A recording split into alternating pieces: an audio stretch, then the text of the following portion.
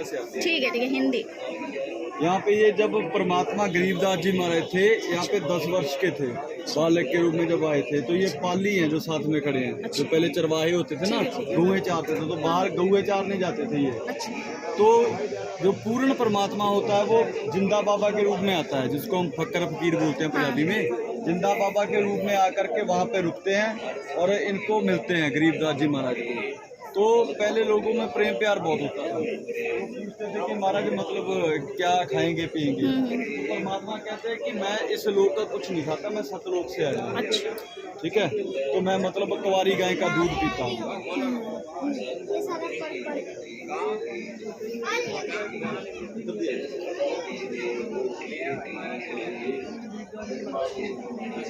यहाँ पे मतलब वो कहते कि मैं कुंवारी गाय का दूध पीता हूँ, तो दूसरे पाली हंसने लगे कि महाराज भी मतलब कुंवारी गाय दूध कैसे दे सकते हो। तो गरीबदास जी महाराज 10 वर्ष के थे, तो एक छोटी सी बछिया पकड़ के ले आए। कहते महाराज ये कैसे दूध देगी। तो परमात्मा ने उसके हाथ रखा और उसके सतन जो बड़े हो गए, दूध अपने आप चलने लग पड़ा।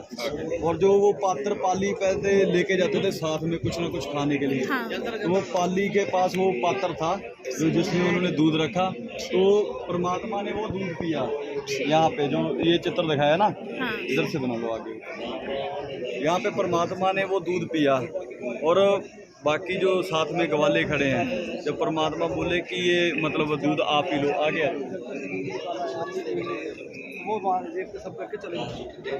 परमात्मा ने फिर कहा कि दूध पी लो, तो सभी पाली भाग गए कि बाबा जी आपका जंतर मंत्र का दूध हम नहीं पीते। तो गरीबदास जी महाराज ने बोला कि ये मतलब परमात्मा आपका अमृत हमें दूध पीते हैं, ये पता नहीं कब मिलेगा। ये बैठ गए और सतलोक की परमात्मा सारा सृष्टि रचना सुनाने लगे। गरीबदास जी महाराज 10 वर्ष के बालक को परमात्मा जिंदा महात्मा के रूप में उनको सारी सृष्टि रचना बताने लगे।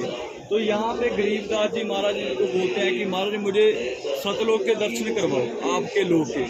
यहाँ पे गरीबदास जी को लग रहा था कि शायद सतलोक को कोई गांव है कि नॉर्मल ही है, परमात्मा ने मुझे दिखा के लाओ। तो यहाँ पे और यहाँ पे प्रथम धर्मराय का लोक था, धर्मराज, जिसको हम धर्मराय न्यायाधीश बोलते हैं। और वो यहाँ पे खड़ा हो जाता है परमात्मा को देख के।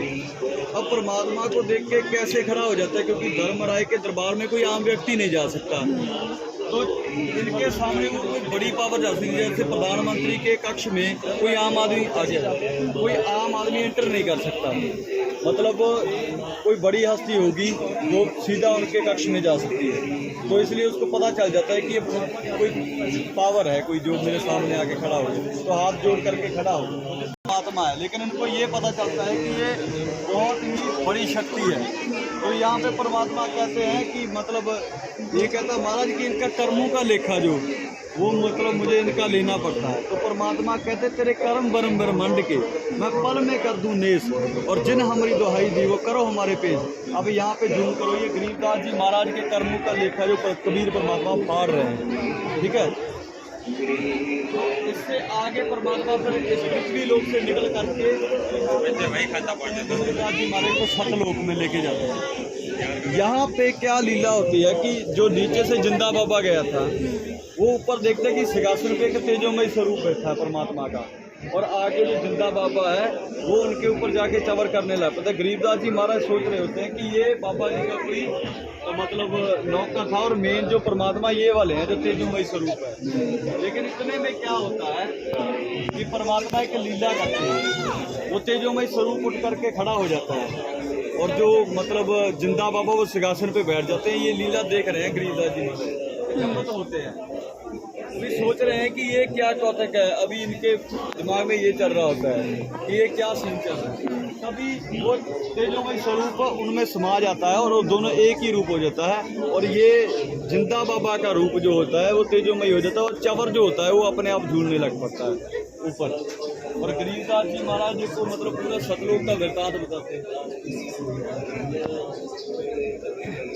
इधर उनके गांव में मतलब उनके संस्कार की तैयारी चल रही है 3 दिन के बाद, कि महाराज उठे नहीं, तो 3 दिन के बाद उनके संस्कार की तैयारी चल रही होती है कि इनको जला दिया जाए।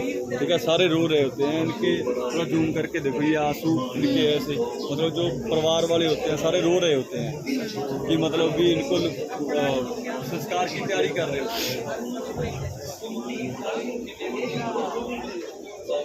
उनकी आत्मा को। फिर गरीबदास जी महाराज जी, यहाँ गरीबदास जी महाराज फिर उठ खड़े होते हैं और उठते ही ये वाणी उचारने लग जाते हैं। गैबी ख्याल विशाल सतगुरु अचल दिगंबर तीर है, भक्ति हेत काया दर आए अवगत सत्य कबीर है।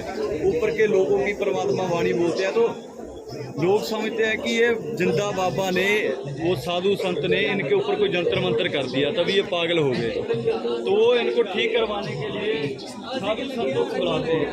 तो दादू पंथी में होते हैं संत गोपाल दास जी।